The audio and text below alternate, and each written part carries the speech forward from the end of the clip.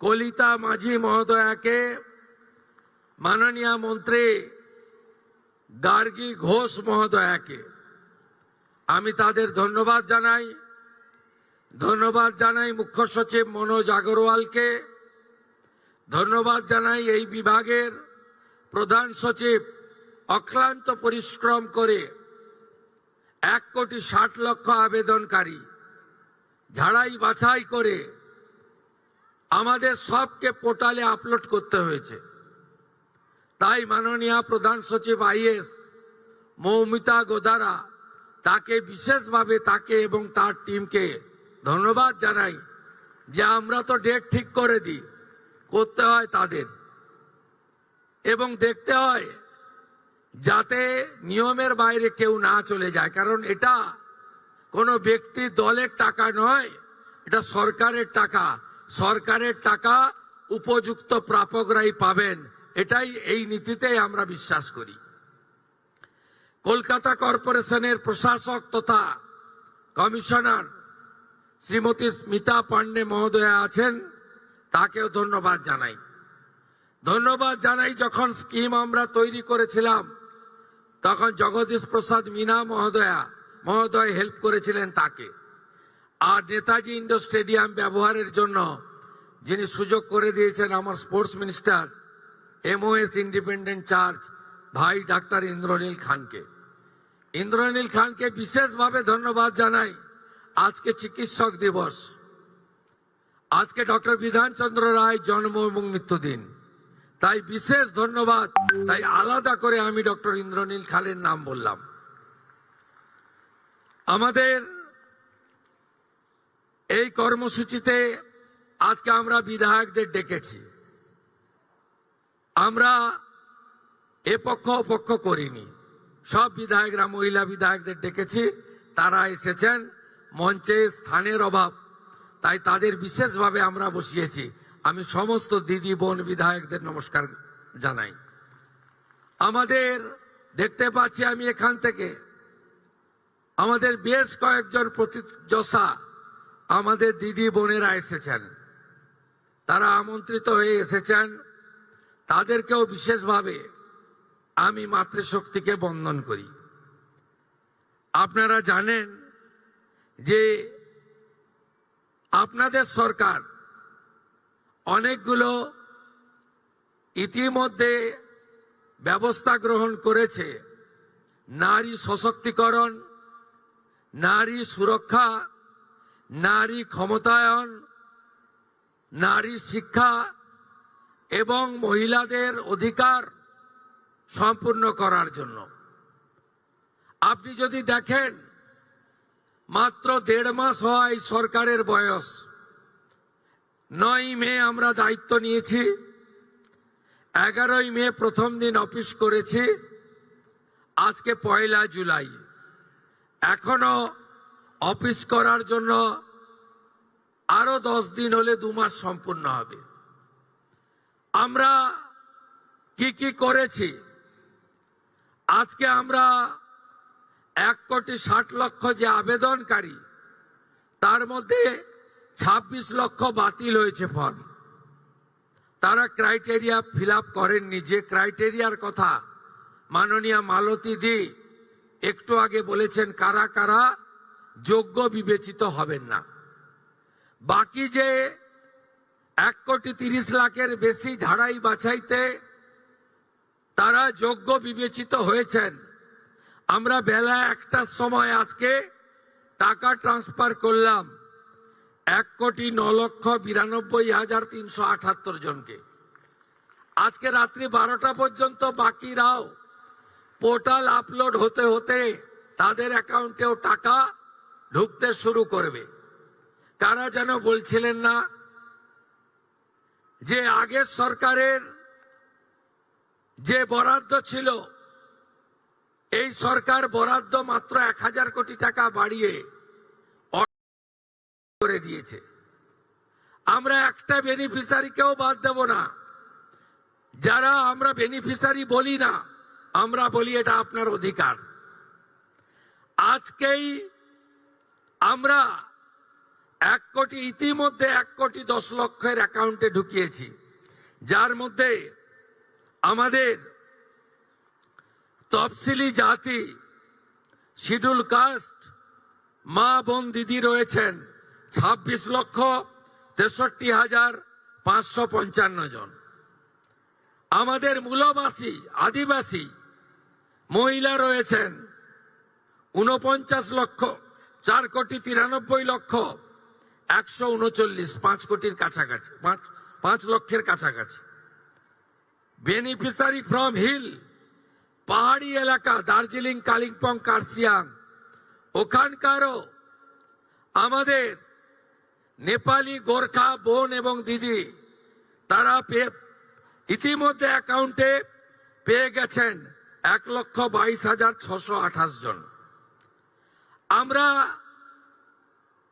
লক্ষ্মী ভান্ডারের যে 2 কোটির কাছাকাছি লাস্ট অ্যাকাউন্টে গেছিল, আমরা যখন সার্ভে করলাম আমরা দেখলাম 27 লক্ষ এমন লোকের, মহিলার নাম আছে যারা ভারতীয় নন বা ভোটার লিস্টে নাম নেই। এক্ষেত্রে কিভাবে মৃত ব্যক্তির নাম আছে, এখানে থাকে না এমন লোকের নাম আছে, 3 জায়গায় ভোটার লিস্টে নাম ছিল, 3 জায়গায় টাকা অ্যাকাউন্টে ঢুকছিল, এমন লোকের নাম আছে। আমরা এই লোকেদের নাম কেটেছি, কারণ সরকারের টাকা ভারতীয় ছাড়া অন্য কেউ পেতে পারে না, কোনো অভারতীয় পেতে পারে না। আমরা এই ক্ষেত্রে ছাড় দিয়েছি। যারা বাংলাদেশ থেকে শরণার্থী হিসাবে এসেছেন, সিএতে আবেদন করেছেন, তাদের ক্ষেত্রে আমরা যতক্ষণ না সিএ নিষ্পত্তি হচ্ছে তাদের এই সামাজিক ভাতা চালু থাকবে, আটকানো হবে না। শুধু তাই নয়, প্রশ্ন তুলতে পারেন এরা তো মূলত হিন্দু, আমরা সেক্ষেত্রে আমাদের লোক ধর্ম পালন করেছি। যারা ট্রাইব্যুনালে অ্যাডজুডিকেট হয়ে ট্রাইব্যুনালে আবেদন করেছিলেন, তাদেরকেও আমরা যতক্ষণ না ট্রাইব্যুনালে তাদের বাতিল বলে ঘোষণা করছে, তাদের এই ভাতা চালু রাখার সিদ্ধান্ত গ্রহণ করেছি। এতে কি কোথাও ভুল হয়েছে? আপনি ভারতীয়, দেশ আপনার প্রথম, আপনি সরকারি এক্সচেকারের টাকা, ট্যাক্সের টাকা কোনো অভারতীয়কে দিতে পারেন না। আপনি বলুন, আগের সরকার মহিলাদের জন্য চালু করেছিলেন 500 500 500। এই কর্মসূচির উদ্দেশ্য ছিল মহিলাদের অ্যাকাউন্টে যাওয়ার।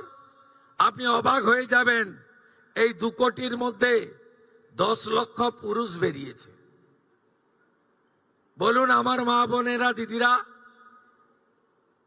লক্ষ্মীর ভান্ডারের নামের টাকা কি পুরুষের অ্যাকাউন্টে যাওয়া উচিত? তাই ছাড়াই বাছাইয়ের প্রয়োজন ছিল। সমালোচনা হয়েছে 12 পৃষ্ঠার ফর্ম, অ্যাকচুয়ালি 4টে পৃষ্ঠা ছাড়া ফিল আপ করার ছিল না। আর একবার আপনি ফিল আপ করে দিয়েছেন, একেবারে পোর্টালে আপলোড হয়ে গেছে। শুধু এই স্কিম নয়, ভারত সরকার, পশ্চিমবঙ্গ সরকারের আরো অসংখ্য স্কিমে আপনি সুযোগ পাবেন। আপনাকে আর দ্বিতীয়বার ফর্ম ফিল আপ করতে হবে না। তাই আপনারাও সহযোগিতা করেছেন, আমরাও আপনাদেরকে, আপনাদের ধৈর্যকে আমরা কুর্নিশ জানাই। আমরা 4 দিন ব্যাপী যে জনকল্যাণ শিবির করেছিলাম, এই জনকল্যাণ শিবিরে 8,15,000 দিদি এবং বোন অন্নপূর্ণা যোজনায় নাম নথিভুক্ত করেছিলেন। খুশির খবর, আজকে যাদেরকে টাকা ট্রান্সফার হলো, তাদের মধ্যে জনকল্যাণ শিবিরে আসা 8,15,000 প্রত্যেকেই তাদের অ্যাকাউন্টে টাকা পেলেন।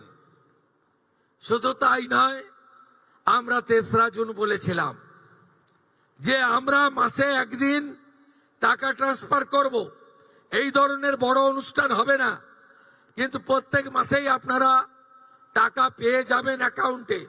এবং যেহেতু ফর্ম ফিল আপ এবং ভেরিফিকেশন পোর্টালে আপলোডের প্রক্রিয়া চলছে, পুরো জুন মাস সময় দিয়েছি, পুরো জুলাই মাস সময় পাবেন, পুরো আগস্ট মাসও সময় পাবেন।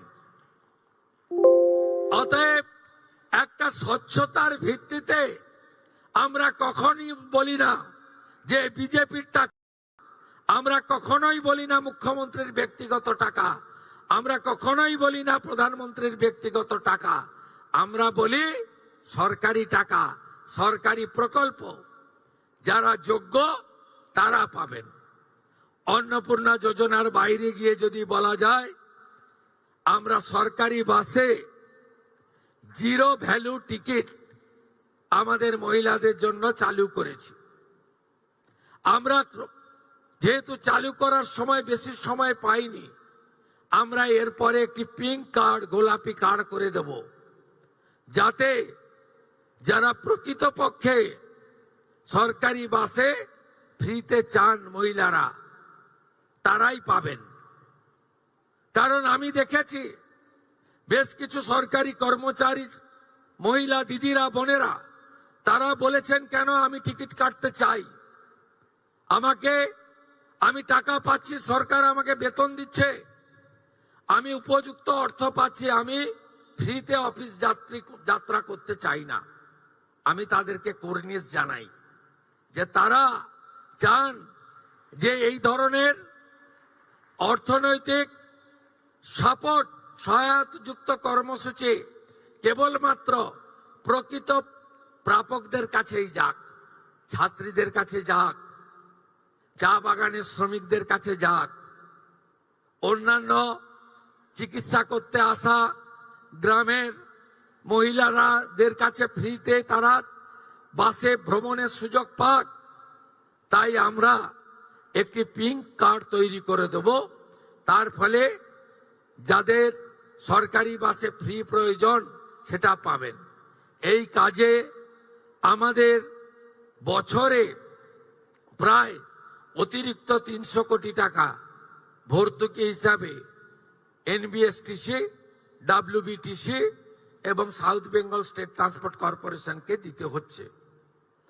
আমরা এবারের বাজেটে আমাদের নারী শক্তিকে জন্য কি কি করেছি, প্রথম আজকেই ডক্টর বিধান রায়ের জন্ম এবং প্রয়াণ দিবসে, চিকিৎসক দিবসে আমরা প্রসূতি মায়েদের জন্য 102 নাম্বার যুক্ত 200টি অ্যাম্বুলেন্স উদ্বোধন করলাম আজকে। 200টি, এটি সমস্ত হেলথ সেন্টারগুলো, হসপিটালেতে স্বাস্থ্য দপ্তর ডিস্ট্রিবিউট করে দেবে। আমাদের এবারের বাজেটে কি কি আছে শুনে রাখুন।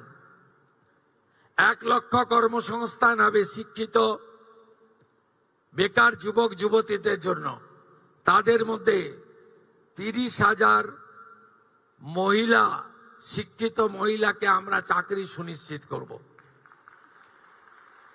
আমাদের দ্বিতীয় প্রতিশ্রুতি, প্রধানমন্ত্রী মাতৃবন্দনাতে আমাদের প্রসূতি মায়েদের ভারত সরকার থেকে 5,000 টাকা করে দেওয়া হয়।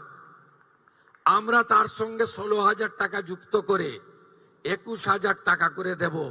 আগস্ট মাস থেকে আপনারা এটা ছোট ঘর তারা তুলে গড়ে ফেলেন, যে এবং 5টি পুষ্টিকর খাদ্যের কিট, নিউট্রিশন কিট আমরা প্রসূতি মায়েদের হসপিটাল থেকে, স্বাস্থ্য কেন্দ্র থেকে দেব, এই প্রতিশ্রুতিও দিয়েছি। আমরা বলেছি সরকারের যত স্কিম চালু আছে ছাত্রীদের জন্য, বোনেদের জন্য, কন্যাশ্রী সহ, সেগুলো চালু থাকবে। কোন স্কিমে আমরা আপনাদের অধিকার থেকে বঞ্চিত করব না। সাথে সাথে আমরা চাই আমার বোনটি, কন্যাটি ডাক্তার হোক, ইঞ্জিনিয়ার হোক, নার্স হোক, লয়ার হোক, গ্রাজুয়েট অনার্স হোক, অধ্যাপক শিক্ষিকা হোক, ডক্টরেট করুক, পিএইচডি করুক, এই জন্য ড্রপ আউট আটকাতে আমরা 50,000 টাকা করে ইউনিভার্সিটি উচ্চ শিক্ষার জন্য মহিলাদের, বোনেদের, কন্যাদের দেওয়ার জন্য আমরা ব্যবস্থা রেখেছি। এ তো গেল সাপোর্ট। সুরক্ষা কি হবে? সুরক্ষা কি হবে? অভয়ের মতো ঘটনা, কসবা ল কলেজের মতো ঘটনা, রামপুরহাটে ছোট্ট আদিবাসী কন্যার ধর্ষণ খুনের ঘটনা, অথবা হাঁসখালি, কালিয়াগঞ্জ, ময়নাগুড়ির মতো ঘটনা, অথবা রামপুরহাটে বকটুইতে সংখ্যালঘু মহিলা শিশু কন্যাদের জ্বালিয়ে দেওয়ার মতো ঘটনা কবে বন্ধ হবে? এর জন্য সরকার কি ভাবছে? প্রথম ভাবনা, ক্যাবিনেটে নারী সুরক্ষার জন্য এবং বিগত দিনে যত অত্যাচার হয়েছে, পাঁচটিক, কামদুনি, যেখানে যেখানে বিচার পাননি, আপনাদের জন্য নারী সুরক্ষা কমিশন তৈরি করা হয়েছে। চেয়ারপারসন অবসরপ্রাপ্ত কলকাতা হাইকোর্টের বিচারপতি শ্রীমতী সমাপ্তি চ্যাটার্জি এবং মেম্বার সেক্রেটারি দুঁদে আইপিএস অফিসার দময়ন্তী সেন। ইতিমধ্যে এইচআরবিসি অফিসে অফিস করা হয়েছে কমিশনের। যত পুরনো ঘটনা আছে আপনারা বিচার পাননি, অভিযোগ করুন, বিচারও পাবেন, অভিযুক্ত জেলেও যাবে, অভিযুক্তর সম্পত্তি বাজেয়াপ্ত হবে। আমি কথা দিয়ে গেলাম আপনাদের, অভয়া আর না, অভয়া আর না, অভয়া আর না।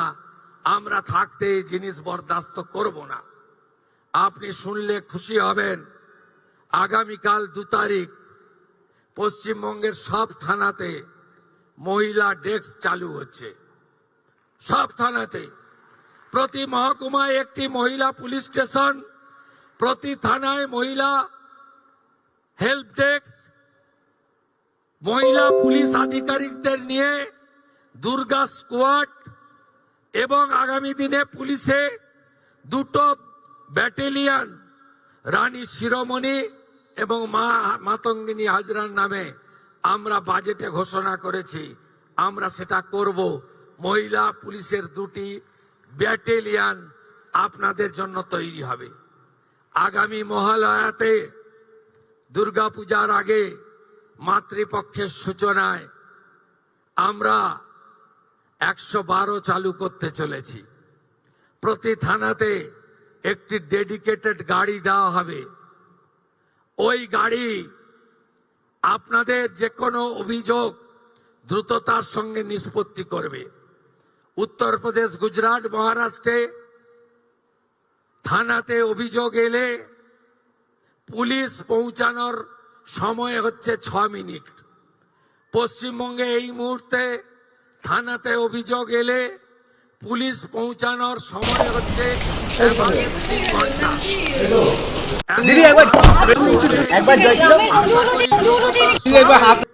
সময়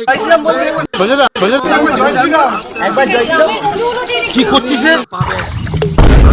হায় আমার ফোনটা জলে পড়ে গেল। মাতা, কোন ফোনটি তোমার? এই ফোনটা আমার। তুমি সত্য বলেছো, এই নাও তোমার ফোন। কিন্তু প্রভু,